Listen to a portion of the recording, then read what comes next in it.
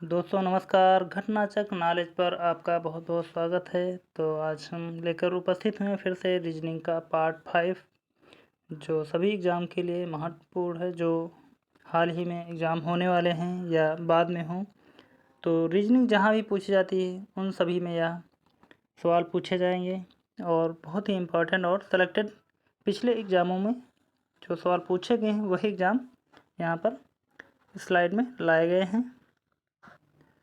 तो प्रश्नों की तरफ बढ़ने से पहले सभी लोगों से रिक्वेस्ट है कि आप लोगों ने यदि चैनल को सब्सक्राइब नहीं किया है तो प्लीज़ सब्सक्राइब कर लें, लाइक कर दें और अपने दोस्तों तक शेयर कर दें और पूरा वीडियो देख लें। वीडियो को आधे में स्किप ना करें। तो बढ़ते हैं फिर सीधे सवालों की तरफ।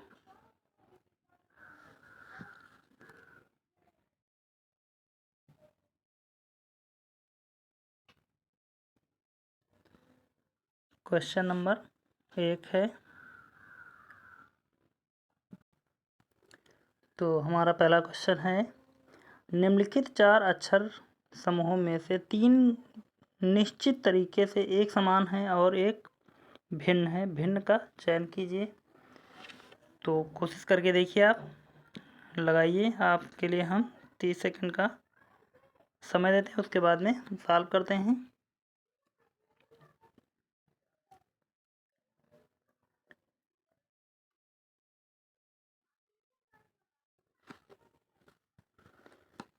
तो सॉल्व करते हैं, देखते हैं।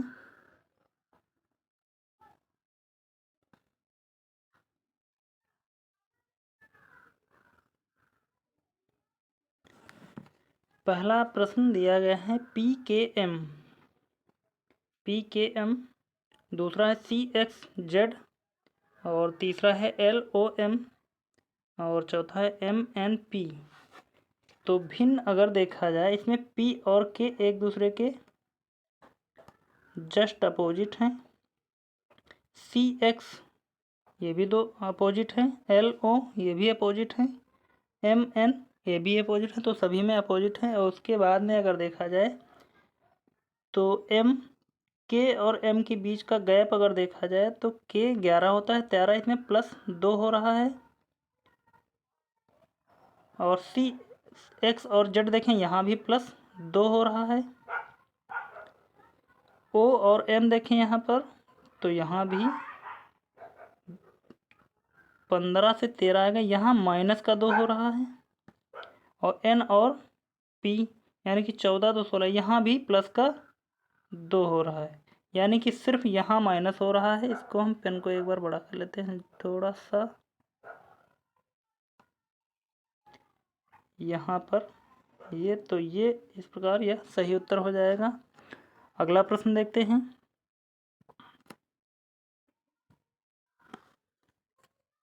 उस सही विकल्प का चयन कीजिए जो रिक्त स्थान को भरेगा और श्रृंखला को पूर्ण करेगा। तो देखते हैं लगा के, आप भी लगाइए साथ में और अपना उत्तर कमेंट बॉक्स में ज़रूर टाइप करिए। तो अगर सबसे पहले हम इनका देख लेते हैं, सभी का, इसका, इसका और इसका। तो इन सभी संख्याओं में देखते हैं पहले नंबर पे क्या है, 6। और दूसरे में अगर देखें तो यहाँ पर F से सीधे G आ गया और यहाँ पर H आ गया। तो इस प्रकार FGH यहाँ पर होना चाहिए पहला अक्षर I।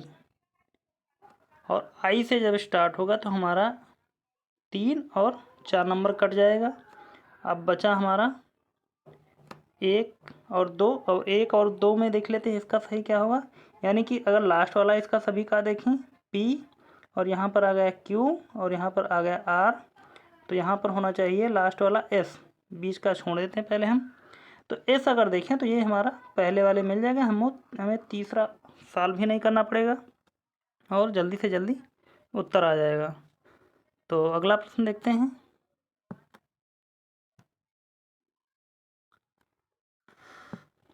तीसरा प्रश्न है हमारा,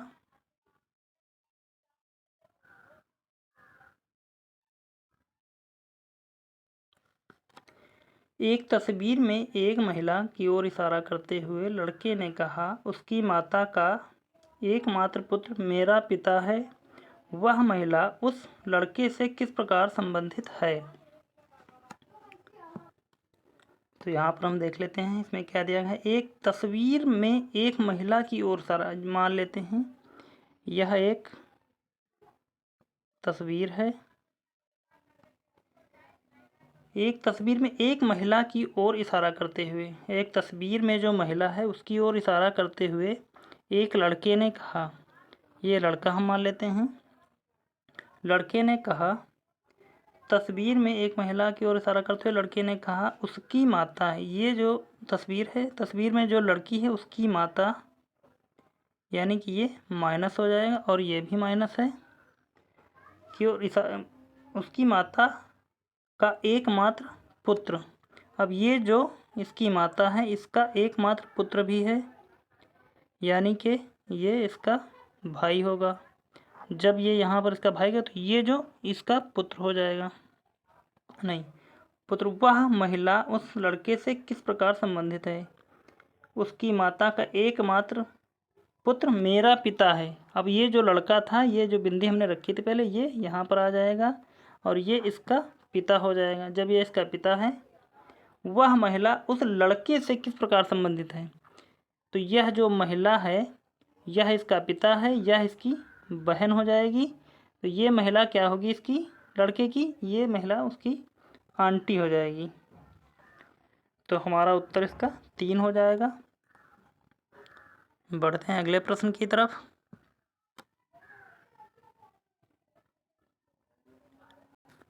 तो इसको सॉल्व करते हैं। यदि अंग्रेजी वर्णमाला के आधे भाग को व्युत्क्रमित किया जाता है, यानी कि ए से लेकर एम तक अगर व्युत्क्रम कर दें, तो उसको हम एक बार व्युत्क्रम में लिख लेते हैं आपके सामने। पलटकर ए, तो यहाँ पर हमने पहले आधे अक्षरों को, सभी को आधे अक्षरों को पलट कर लिख दिया है और बाकी को सही से। तो यहाँ से अगर हम देखें, अब हमारा पलटकर यहाँ से हो गया, यहाँ से स्टार्ट। एक बार कलर चेंज कर लेते हैं इसको हम। ये यहाँ से हमारा पलट गया है यहाँ तक। तो पहले क्या बता रहा, पहले आधे भाग को व्युत्क्रमित किया जाता है तो बाएं छोर से 7वें। अब यहाँ से हम गिनते हैं, अगर 1 2 3 4 5 6 7, 7वें अक्षर के दाईं ओर 12वां।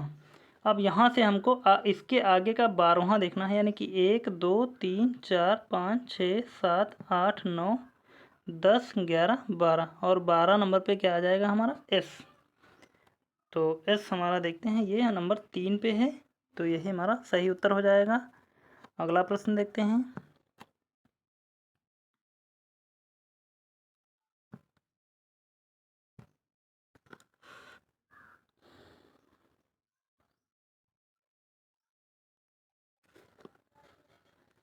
तो दिया गया है, एक बिंदु जी से शुरू करता है, कोई व्यक्ति एक बिंदु जी से शुरू करता है और 10 किलोमीटर पूर्व की ओर चलता है। वह बाएं मुड़ता है और 5 किलोमीटर चलता है। तो सबसे पहले हम इनकी दिशा का कन्फर्म कर लेते हैं कि कौन सी दिशा किस ओर है।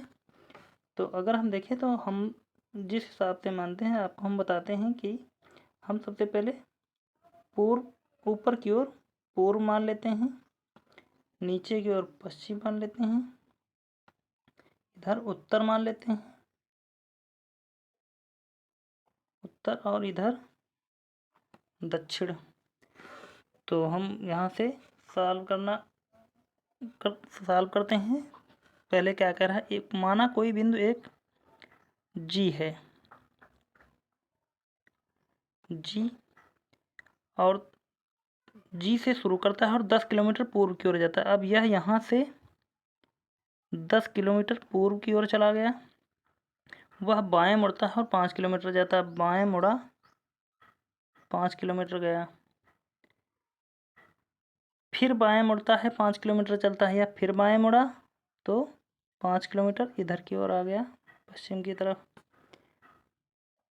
फिर दाएं मुड़ता है और 3 किलोमीटर जाता है, फिर से यह दाएं मुड़ा तो अब की बार 3 किलोमीटर ही चला और अंत में बाएं मुड़ता है और F पर पहुंचने के लिए अंत में यह बाएं मुड़ा, यानी कि बाएं मुड़ा इधर की ओर और अंत में पहुंचने के लिए 5 मीटर की दूरी तय की। यहाँ F पर पहुंचाया। अब इसमें क्या पूछा जा रहा है, अब उसे बिंदु G तक पहुंचने के लिए कितना और किस दिशा में जाने की आवश्यकता है, यानी कि F से G तक जाने के लिए कितनी और किस दिशा में जाने की आवश्यकता है। अगर इधर देखें तो ये हमने चला था, अब एक बार कलर चेंज कर लेते हैं, ये चला था हमने 5 और ये चला था 3, तो कितना हो 5 3 8, तो ये हमारी कुल दूरी कितनी हो जाएगी 8 किलोमीटर। 8 kilometre 8 kilometre. यह कौन सी दिशा थी हमारी, पूर्व, यह कौन सी थी, उत्तर, और यह, अब यहाँ से अगर इधर की ओर जाते हैं तो ये हो जाएगा दक्षिण, तो 8 किलोमीटर दक्षिण। तो ये पहला ए वाला हमारा उत्तर सही हो जाएगा। अगला प्रश्न देखते हैं।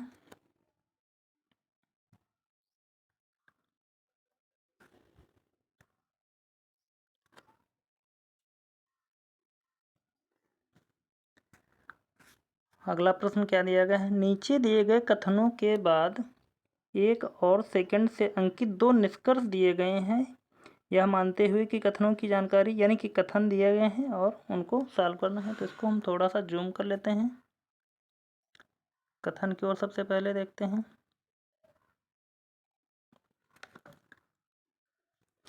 कुछ चम्मच कांच हैं, कुछ चम्मच, तो चम्मच अगर हम ये मान लेते हैं, कुछ चम्मच कांच हैं, ये चम्मच का पोर्शन हो गया, चम्मच, और ये कांच हो जाएगा। कुछ चम्मच कांच हैं, अब ये कुछ का हिस्सा आ गया इसमें। और दूसरा कथन है सभी टेढ़ी चम्मच हैं, यानी कि जितने भी टेढ़ी हैं, यहाँ पर कोई टेढ़ी हैं, कलर चेंज कर लेते हैं इसका हम, जितने भी टेढ़ी हैं वो चम्मच हैं। तो चित्र हमारा बन गया। उसके बाद में अब देखते हैं निष्कर्ष इसके, देख लेते हैं। कुछ टेढ़ी कांच हैं, कुछ टेढ़ी क्या कांच से रिलेट कर रहे हैं, तो कुछ टेढ़ी कांच से रिलेट कर रहे हैं या नहीं कर रहे हैं, ये तो नहीं, क्योंकि इसमें इस चित्र के माध्यम से तो नहीं कर रहे हैं, तो पहला हमारा गलत हो जाएगा। कुछ कांच टेढ़ी हैं, अब उसी प्रकार से यहाँ क्या इससे ये रिलेट कर रहा है, ये भी कुछ भी कंफर्म नहीं है। और जब कुछ कंफर्म ना हो ऐसे सवालों में, तो हमारा उत्तर देखते हैं, ऑप्शन के अनुसार क्या है, या तो एक या सेकंड अनुसरण करता है, केवल निष्कर्ष सेकंड अनुसरण करता है, केवल निष्कर्ष 3 अनुसरण करता है, और ना तो एक और ना ही सेकंड। तो इस प्रकार हमारा सही उत्तर हो जाएगा 4, ना तो एक और ना ही सेकंड। अगला प्रश्न देखते हैं।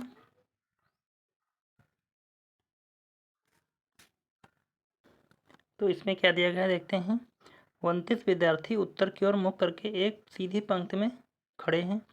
सुरेश दाएं छोर से 24वें स्थान पर है, जबकि भास्कर बाएं छोर से 16वें स्थान पर है। सुरेश और भास्कर के बीच कितने विद्यार्थी खड़े हैं, तो कुल कितने हैं, टोटल हमारे पास टोटल 29 विद्यार्थी हैं, जिसमें सुरेश दाएं छोर से 24वें स्थान पर। अगर ये एक सीधी लाइन खींचते हैं ऐसे,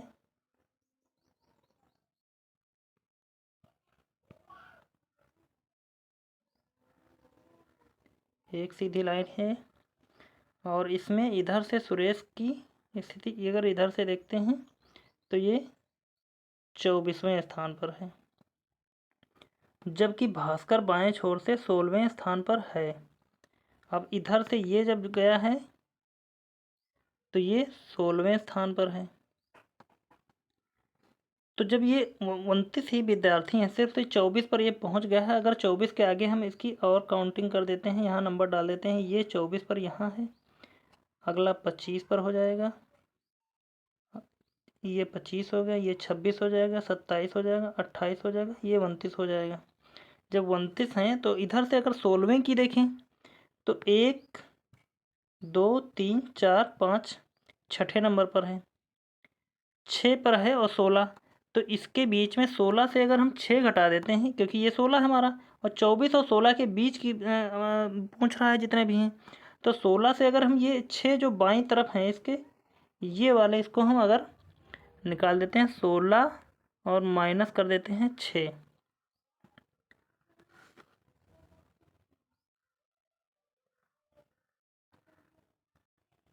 तो इसमें शायद कहीं मिस्टेक हो रही, तो इसको हम फिर से एक बार लगा लेते हैं।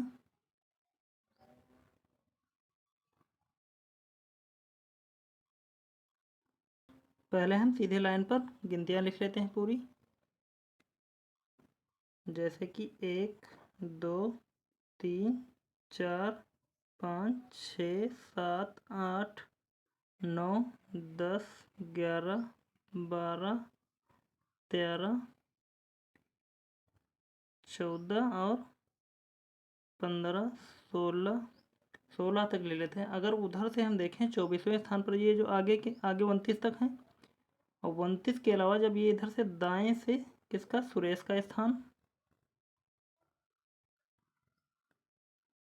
कलर चेंज कर लेते हैं, सुरेश का स्थान कितने नंबर पर था, 24वें स्थान, 24वें स्थान पर। तो इधर कितने, 24 और 5 29, यानी कि 5 जब इधर छूट जाएंगे, 1, अब यहाँ पर हमने पूरे नंबर लिख लिए हैं, तो अब समझने में बहुत आसानी हो जाएगी। तो यहाँ देखते हैं कि सुरेश दाईं छोर से, यानी कि इधर से जब जाएगा सुरेश, तो यहाँ पर 24वें स्थान पर आ जाएगा। ये 24वां स्थान दाईं ओर से होगा, लेकिन बाईं ओर से इधर से कौन सा, छठा स्थान है। और इसका देखते हैं, जबकि भास्कर, अब भास्कर जब इधर से जाएगा, भास्कर के लिए हम पेन का चेंज कर लेते हैं, भास्कर जब इधर से कितने नंबर पर है, 16 नंबर पर, 16 नंबर पर आ गया यहाँ से, और यहाँ ये था यहाँ पर, तो इनके बीच के पूछे जा रहे हैं। तो अब आप काउंट कर सकते हैं, 1 2 3 4 5 6 7 8 और 9। तो 9 हमारा किस में था, ये यहाँ पर हमारा ए में सही उत्तर हो जाएगा, आता हमारा ए सही उत्तर है। अगला प्रश्न देखते हैं।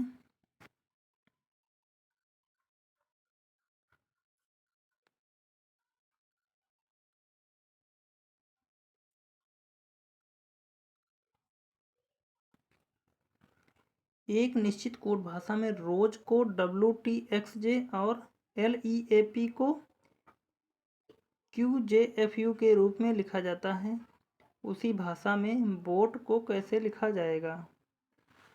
तो रोज को अगर देखें, रोज का 18 नंबर से कितने पर आ गया, 23, यानी कि 5 की बढ़ोतरी है। उसी प्रकार ओ में देखते हैं, ओ 15 पे है, 15 5 20 हो जाएगा। यहाँ पर एस में 19 से 5 जोड़ देते हैं, यहाँ 24 आ जाएगा। यहाँ पर है ई 5 और 5 10, यानी कि सभी में 5 5 जोड़े जा रहे हैं। उसी प्रकार 12 5 17 एल से क्यू पर चले गए, ई 5 पर है, जे पर चले गए, यहाँ भी 5 ऐड हो रहा है, और ए में 5 जोड़ते हैं तो एफ आ जाता है यहाँ, और पी में अगर 5 जोड़ते हैं तो यू हो जाता है। तो अब हमें कन्फर्म है कि सभी में 5 5 जोड़े जा रहे हैं। उसी प्रकार तो बोट में BOAT,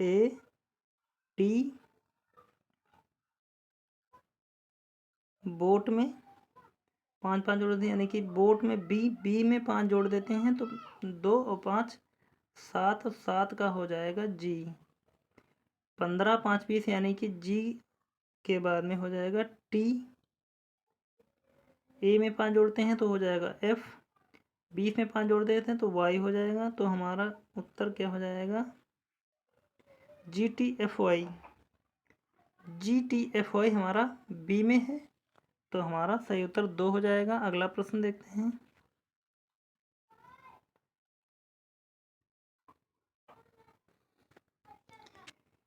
एक प्रश्न दिया गया है, इसको देखना है जरा।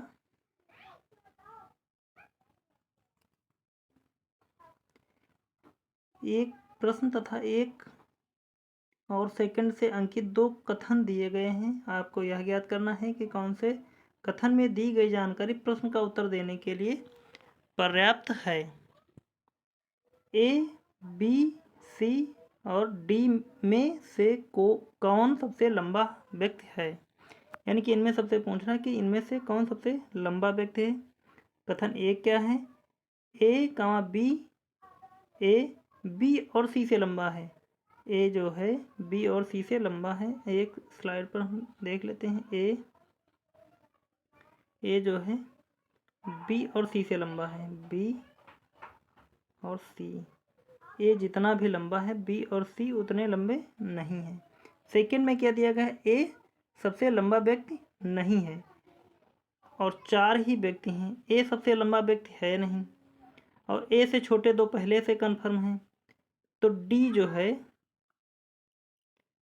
ए सबसे लंबा नहीं है कि डी सबसे यहाँ पर लंबा हो जाएगा। तो अब क्या पूछा जा रहा है? प्रश्न का उत्तर देने के लिए पर्याप्त है। केवल कथन एक पर्याप्त है? नहीं, गलत हो जाएगा। केवल कथन सेकंड पर्याप्त है? नहीं निकल पाएगा। एक और दो दोनों आवश्यक हैं? जी बिल्कुल, यह उत्तर हमारा सही हो जाए, क्योंकि एक से भी नहीं निकलेगा और केवल 2 से भी नहीं निकलेगा। तो अतः हमारा 3 उत्तर सही हो जाएगा। इस प्रश्न का उत्तर निकालने के लिए ए और बी की आवश्यकता पड़ेगी। अगला प्रश्न देखते हैं।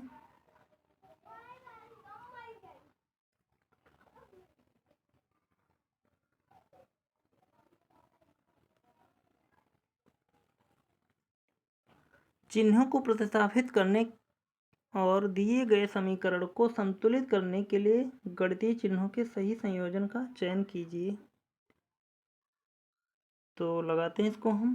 सबसे पहला अगर हम रख के देखते हैं पहले वाले के सभी चिन्ह, तो प्लस इसमें और भाग इसमें हो जाएगा।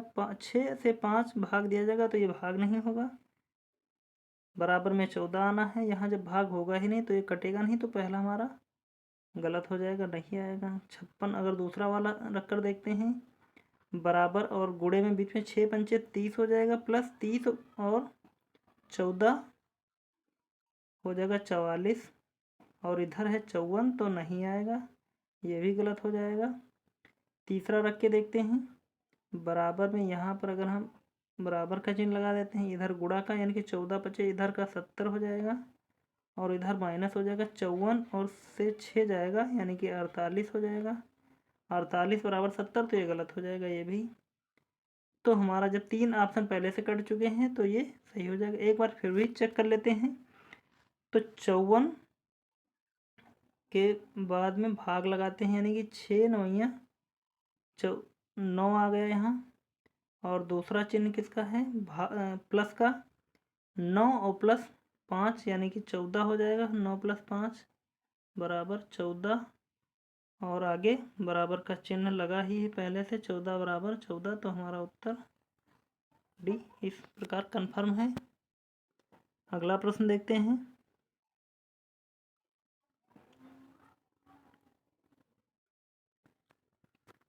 दी एक ही पासे की 3 अलग अलग स्थितियां आकृति 1 और 3 दर्शाई गई हैं। आकृतियां 1 3 दर्शाई गई हैं। 4 दर्शाने वाले फलक के विपरीत फलक पर संख्या ज्ञात कीजिए। जब 1 और 3 बता रहा, तो 1 और 3 को देख लेते हैं। यानी कि अगर इसमें कॉमन देख लेते हैं, सबसे पहले कॉमन क्या है हमारा?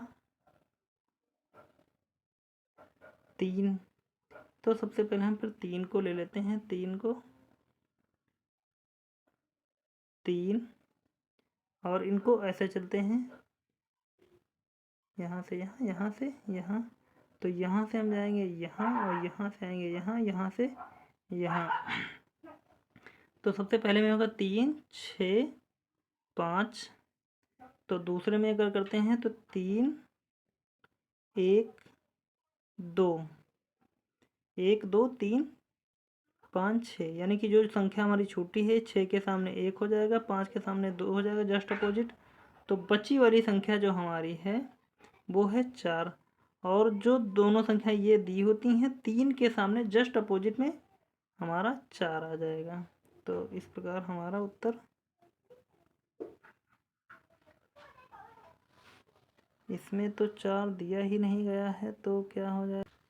तो यहाँ इसका अगर एक ऑप्शन काट देते हैं, क्योंकि ये ऑप्शन शायद गलत हो गया है, तो यहाँ पर 4 लिख देते हैं और ये हमारा सही उत्तर हो जाएगा। अगला प्रश्न देखते हैं।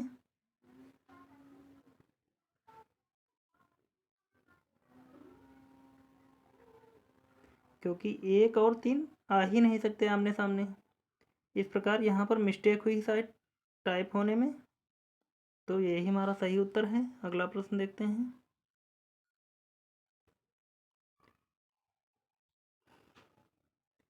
इसका प्रश्न कट गया है। तो ये ए बी रेखा है, यहाँ पर ए है, यहाँ पर बी है। अब इसको दर्पण में देखा जाएगा जब, तो इसका पूछ रहा है कि कैसा चित्र बनेगा, कैसा चित्र दिखाई देगा दर्पण पर ए बी रेखा पर अगर डाला जाता है। तो देख लेते हैं हम इसको। अगर इसको हम जस्ट अपोजिट करते हैं तो उल्टा ये हो जाएगा और उल्टा ये है। ये सी वाला तो जस्ट वैसे ही इस प्रकार ये कट जाएगा और ये होने की संभावना है। अब इसमें और देखते हैं क्या है। तो पहले में अगर देखते हैं इसका ये जो एक हिस्सा पैर वाला है उसमें एक ये चित्र बड़ा बना हुआ है और थोड़ा सा नीचे है। तो पीछे वाला पैर जब बड़ा है तो यहाँ पर तो इसमें आगे वाला, इसमें जो है आगे वाला इसमें बड़ा हो गया, ये भी कट गया। इसमें दोनों बराबर हैं इसलिए कट गए। तो इसमें सबसे सटीक है, पीछे वाला पैर भी बड़ा है और जस्ट उल्टा भी है। तो हमारा उत्तर 2 सही हो जाएगा। अगला प्रश्न।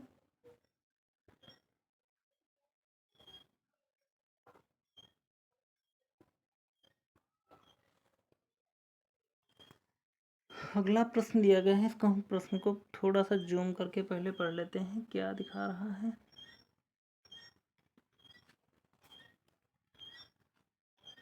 उस विकल्प का चयन की जो आकृत सी से उसी प्रकार संबंधित है जिस प्रकार आकृत बी आकृत ए से संबंधित है। तो देखते हैं यहाँ पर जो चित्र दिया गया है ये वाला फर्स्ट में, और फर्स्ट वाला 90 डिग्री घूम रहा है। तो यहाँ आ गया 90 डिग्री दाहिनी ओर घूम रहा है और फिर एक बार 90 डिग्री बाईं ओर घूम रहा है। तो इसको एक बार 90 डिग्री दाईं ओर ले जाते हैं और एक बार बाईं ओर ले जाते हैं। तो 90 डिग्री जब दाईं ओर ले जाएंगे तो हमारा चित्र बन जाएगा कुछ, इसमें ए मिल जाएगा। और जब बाईं ओर लेकर आएंगे दाहिनी ओर तो ये भी मिल रहा है। बाईं ओर जब लेकर आएंगे हम इसको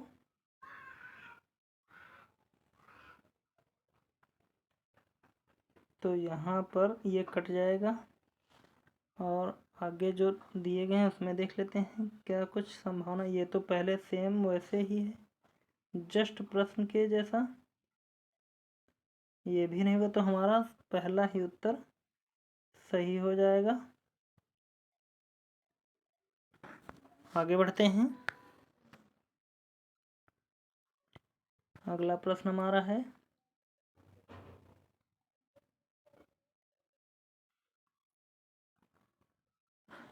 निम्नलिखित आकृति में त्रिभुज फुटबॉल खिलाड़ियों को दर्शाता है। त्रिभुज जो है फुटबॉल को दर्शाता है।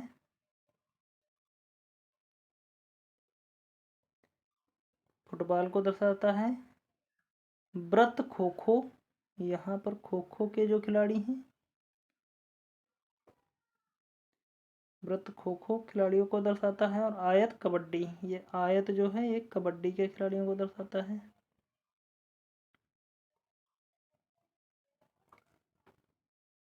खिलाड़ियों को दर्शाता है। कितने खिलाड़ी केवल कबड्डी और फुटबॉल खेलते हैं।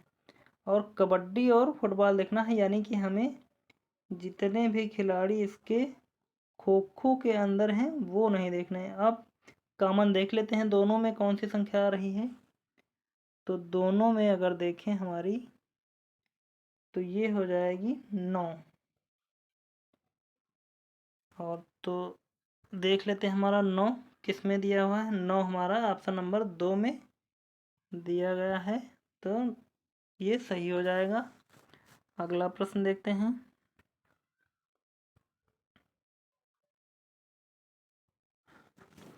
दी गई आकृति में कितने त्रिभुज हैं।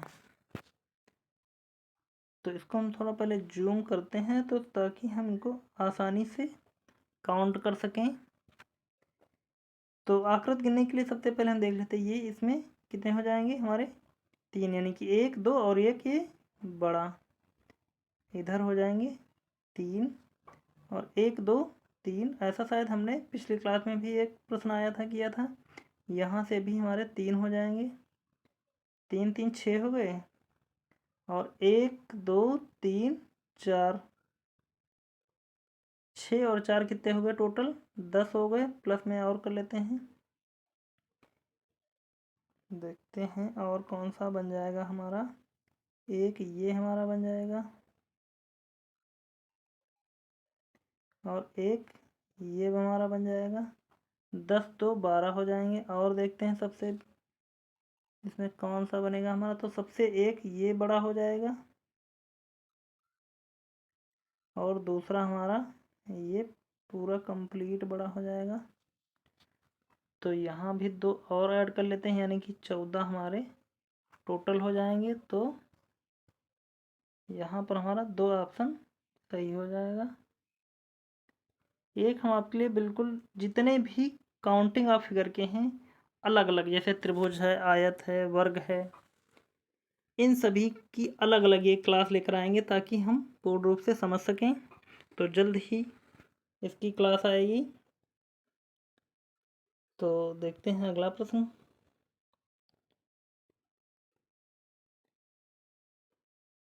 तो अगला प्रश्न में अगले प्रश्न हमारा नहीं है, अब इतने ही शायद प्रश्न थे। तो आज का सेशन हमारा यहीं पर कंप्लीट होता है और मिलते हैं फिर अगले सेशन में।